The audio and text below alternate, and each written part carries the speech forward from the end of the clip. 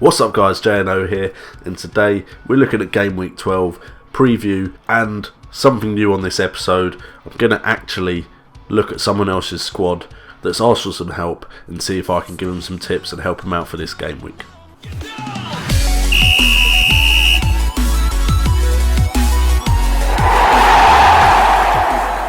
Okay, as usual, first of all, if you're happy to see another preview, smash that thumbs up button, subscribe if you're new, and let's get into the show.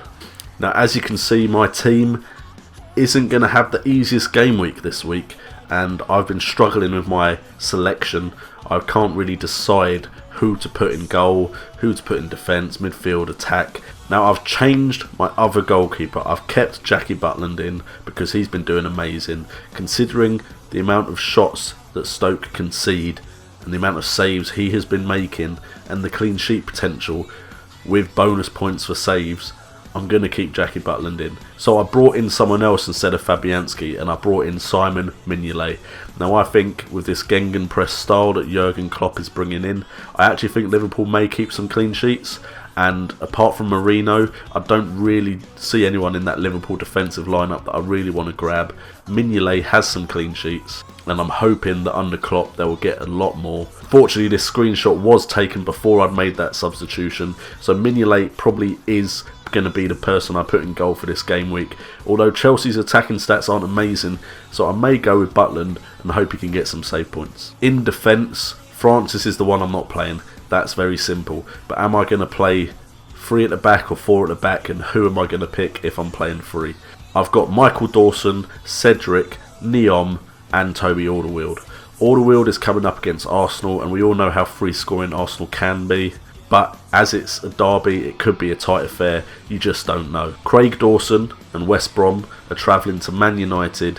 Again, Man United aren't the best attacking team, but West Brom are the type of team that either don't concede at all or concede quite a few. So I'm slightly worried about picking Craig Dawson as a defender. Neom and Watford have a great defensive record so far, but they're coming up against Leicester, who are one of the more free scoring teams. So again, it's a difficult choice. All 3 of those defenders have hard fixtures coming up. So I suppose the safest choice is Cedric. But if you actually consider Sunderland's last 2 games, they've scored 5 goals. So who do you go with? Leave in the comments below if you've got any suggestions which defenders I should pick. We haven't changed anything about our midfield lineup, but again, not all of them have very easy fixtures. We're going with the same midfield as we did last time. Andre Ayew's on the bench, so we have Mahrez, De Bruyne, Sanchez and Payet in the middle. I'm hoping Leicester's attacking style will break down Watford just like they did when they broke down West Bromwich Albion. De Bruyne is coming up against Aston Villa, so I'm hoping he should get some points there. Sanchez is playing in the derby, of course. He's the type of player that will either score and get you a great point score, or he'll be anonymous while Ozil runs the show. Then we have Payet, and he's expecting the visit from Everton. Everton's defence isn't the greatest, so I'm hoping Payet can bring me some assist points at least. And Andre Ayew, I just don't have any faith in the Swansea side to consistently perform at the moment, so I'm leaving him on the bench. That being said, Norwich's defence isn't the greatest either, so who knows, that can very well change and I'll take out a striker. It's just such a difficult game week. Then up front we have Kane, Vardy and Pella. Now, I was tempted to bring in Igolo, and I may do that so I can bring in Aguero when he's back from injury. I'm still waiting for confirmation of when he's back. But Kane is against Arsenal, but last season Kane proved that he could score against the big sides, which is why at the moment he's still in the team. Vardy, you just can't take him out. He's scored in 8 consecutive games, so why on earth would I take him out until that record's at least stopped? And then Graziano Pella, he managed to score on the weekend in game week 11, so I'm sticking him in there as my captain as he's coming up against Sunderland, and Sunderland's defence only seems to be able to keep out Newcastle. Of course, if you have any comments about my team, leave it in the comment section below.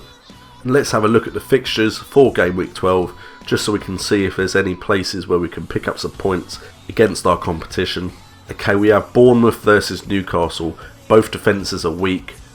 I would actually think Newcastle may pick up the win here, but I'm not 100% sure on that. So maybe Mitrovic and Wijnaldum, and maybe even Sissoko and Perez could get you some points here, because Bournemouth's defence has looked very, very weak recently. Leicester versus Watford is a toss-up. I have no idea what's going to happen in this game. Both attacks are decent. Defensively, Watford are a lot better than Leicester, but you know what Leicester are like when they're chasing a game, so I have no idea what's going to happen in that game. West Brom are the type of team that could go to Old Trafford and could pick up a clean sheet, and to be honest, right now I wouldn't trust any Man United forward to get me points or midfielder. Norwich versus Swansea. Swansea aren't on form at the moment, they're very up and down. Norwich are very good attacking, Swansea can be good attacking, so this could be a high scoring game, or they could just cancel each other out and be too worried about losing this game. Sunderland versus Southampton. If you haven't got a Southampton player, I'd suggest you have one. Mane and Pella are the standouts, but Tadic could get you some points as well. And to be honest, any midfielder looks like they could pick up points as well as defenders, because there was that game where Van Dijk scored that header. Bertrand is back, I believe. He was very good last season, so definitely have a Southampton player ready. West Ham versus Everton. Again, this is a game that maybe Everton are going to struggle with, but West Ham have been better away than they have been at home. So it's a toss-up for me again. I'm not really sure what's going to happen, but Payet is the most consistent out of that whole 22 people that are going to play. So if I was going to pick someone from that game, I would pick Payet. Stoke versus Chelsea. I actually think Chelsea aren't that good attacking this season, so Butland could pick up quite a few save points, maybe get a clean sheet. That's a bit out there of a prediction because Chelsea usually score but then lose, but just maybe Butland gets a big point score in total again this week. Aston Villa versus Man City. Please tell me you've got a Man City player in. Arsenal Spurs, you never know what's going to happen at a derby. It could be boring, it could be exciting, but again, can't really pick what's going to happen in that game. And then Liverpool Crystal Palace. I actually think at Anfield, Liverpool will win this game. I think everyone is buying into Jurgen Klopp's philosophy, and I think they're trying to impress. So I think Coutinho, Firmino, Benteke are all good shout. But Moreno, their left back, has got great attacking stats for a left back at the moment. So I would say that he could pick up an assist as well as get a clean sheet in this game. And let's move on to see who we're facing in the head-to-head leagues. In the Certified Premier League, I'm coming up against Hitless Wonders 11. They are currently sitting at 7th.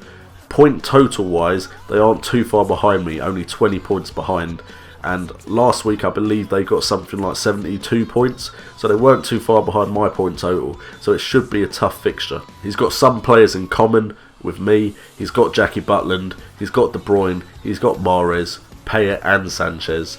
He's got Pella as well, Graziano Pella, but his strikers up front are a bit different than mine, and then his bench is very different. He's gone for the cheap players on his bench. What I am worried about is his defence. He has an Arsenal defender. I'm hoping Tottenham will score, but then again, Bellerin looks like he may not play. When Company plays in that Man City defence, they look pretty formidable. I'm thinking I have to get a Man City defender back in my side at some point. And Chris Smalling has done amazingly at Man U, and while their attack has been disappointing, their defence has been very solid. Midfield wise, the only difference that will really come up is if he captains someone and I don't, or I captain someone and he doesn't. So midfield wise, I'm not too worried. Up front though, he's got Bonnie, so if Bonnie has a great game, I'm in trouble. And if Agolo carries on his form, I'm in trouble as well. And in Kirkjoy's league, I'm up against average. Let's move on. And onto the new part of this series. Blessing Arolo put in the comments to one of my previous videos that he needed some help for Game Week 12. This is something I'm going to do from now on, hopefully, in my preview. So leave in the comments if you want your team to be looked at for the next preview episode. Let's have a look at his team. Now, he's got Howard and Kasper Schmeichel as his goalkeepers. Tim Howard and Everton have some good fixtures coming up, so I would keep Howard in. He's actually made quite a lot of saves as well, so bonus points for saves could be something that helps you creep up that leaderboard. But Kasper Schmeichel, I would take him out. I've had Kasper Schmeichel myself at the beginning, and defensively Leicester are not solid at all, so I would take Schmeichel out. If we actually have a look at the stats, Kasper Schmeichel has 1 clean sheet. That's the 3rd worst in the league. 19 goals conceded. That's 7th worst in the league. 94 goal attempts in the Leicester box. That's 6th worst in the league. And Leicester have conceded 14 big chances, which is actually the 8th best in the league. So if you consider that they're 8th best in the league for big chances conceded, yet for goals conceded they're 7th worst, and for clean sheets they're 3rd worst, that shows that Kasper Schmeichel isn't going to get you any bonus points. So there's no point in having him because he's not getting clean sheets either. Now, of course, Kasper Schmeichel's probably going to prove me wrong and get a clean sheet this weekend. Who I'd put in place of him? Well, you all know how much I like Jackie Butland. 3 clean sheets so far, so he's not top of the clean sheets records. Goals conceded though, only 12. So they don't concede many. Meanwhile, they've had 92 goals attempted inside the box against them, which is 7th worst in the league, and they've had 24 big chances against them. That's 3rd worst in the league, yet they conceded less than Leicester. So Jackie Butland has the most saves in the league, big chances in their box, but they've actually conceded less than a lot of teams.